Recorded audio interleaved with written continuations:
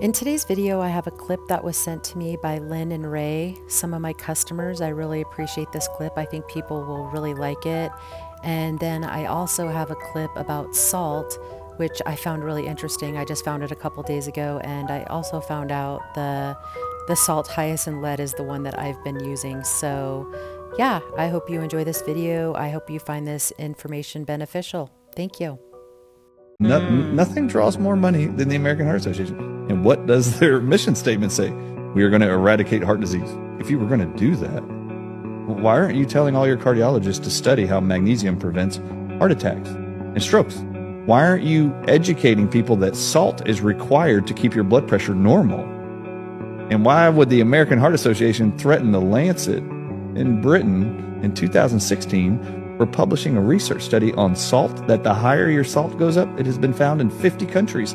The more salt you eat, the lower your blood pressure comes and lower the risk for heart attacks and strokes. And when they published that study after a 20-year research study, it was a 450,000 people in 49 countries, largest study ever looking at salt consumption and heart disease risk factors. They found that those people that consume 3 and 4 times the amount the FDA recommends have the best heart outcomes, lowest blood pressure, and normal all around the world. And when they published that, the American Heart Association threatened them and said, you better retract that study or we're pulling all of our funding to the Lancet. And you can still go read the retraction letter right now. I tested 7 different popular sea salts for heavy metals and lead, and this one came back as the worst. It was 5 times higher than the California Prop 65 level for lead. And if you're anything like me, it's probably in your pantry. I've definitely bought this salt before.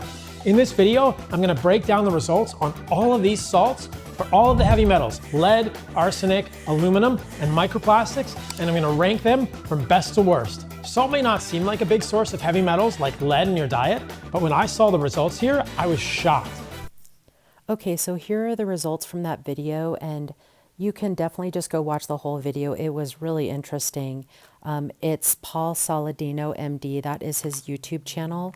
And so what they tested for was lead, arsenic, aluminum, and microplastics. So number 1 was Diamond Crystal Sea Salt. Number 2 was Jacobson Salt. 3 was Malden Sea Salt. 4th was Kirkland Sea Salt.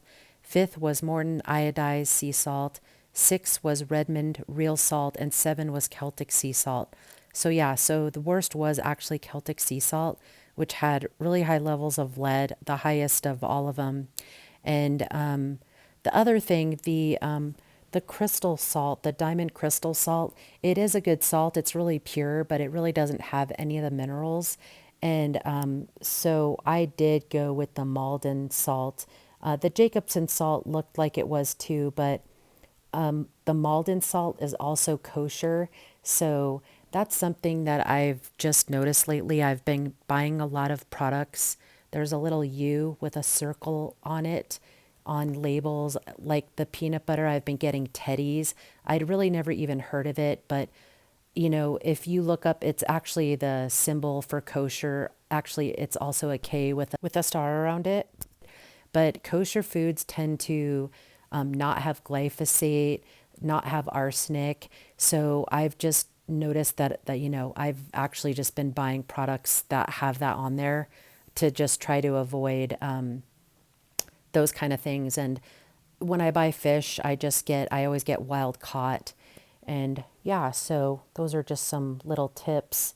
And the reason why salt is so important is because blood plasma, your blood plasma, which is the liquid part of your blood, contains salt. And so it is a really important thing to have it running through your body. It helps regulate your blood pressure and a lot of other things. So I'm not an expert in it. I just know about it. So I can't really talk about it without saying and but a whole bunch of times. So I just suggest looking it up for yourself. And another thing about salt, in the Roman times, salt was it was considered white gold. And when I lived in Vail, it was, you know, I can't remember when it was. I want to say it was maybe like 2008 or 2009. And I happened to see, and it's funny, there's things I remember, but a TV show is not something I usually keep in my mental Rolodex. But I do totally remember seeing this documentary about salt, and it was so fascinating. And there was like 20,000 uses for salt. And, those who controlled the salt back in the day were, the wealthiest people around. So I did think that that was interesting. And actually, the word salary comes from the Latin word salarium, and it comes from the allowance of salt or money for salt. So, and that is also from Roman times. I just thought that was really interesting. So, salt is really a pretty amazing thing. And I didn't think that in years to come that I would be in the salt business, because magnesium chloride is a form of salt. Sodium chloride is salt. Magnesium chloride is a form of salt as well. So, yeah. Anyway, I just thought you might find that interesting. And I thought those videos were really great, explaining about magnesium and salt and the importance for your heart health. But really magnesium is linked to every single system in your body. You really cannot optimize your health without it. And the reason why I stress about my magnesium chloride being from the Zechstein mine in the Netherlands is because it is the purest in the world. And so there are many brands of magnesium chloride that are just totally filled with heavy metals. So that's why I really don't trust any major brands of it. Or I've actually had customers that used other brands that were mass produced, and they worked for a little bit but then stopped working. But on top of it, preservatives really are just super toxic. There is ways to preserve things that are not toxic. It's just not used in our society, but there really are ways that you can do stuff like that. And I just wanted to touch a little bit on the blog post that I wrote. When I talked about private label and these apothecaries in local towns and suburbs and cities and states, these places are everywhere. And if me talking about that, offended anyone, or, I know that people probably know the place that I was actually talking about, even though I didn't mention the name. Me talking about it with my few hundred subscriber email list and my 17 subscribers on YouTube, because my channel has been shadow banned for such a long time, I'm not going to affect these places negatively at all. It's just not going to happen. There's just way too many people that are uninformed. They don't know about private label. They don't know about toxins. We are so separated from our food, never mind our household products and cosmetics. People have no idea how these things are made. And so, as a person who is running my own business, I think people who advertise and say that their stuff is organic and handmade and made with herbs, and they just decide to carry some products that are private label, I think is so wrong, because they're producing an image that's really just false.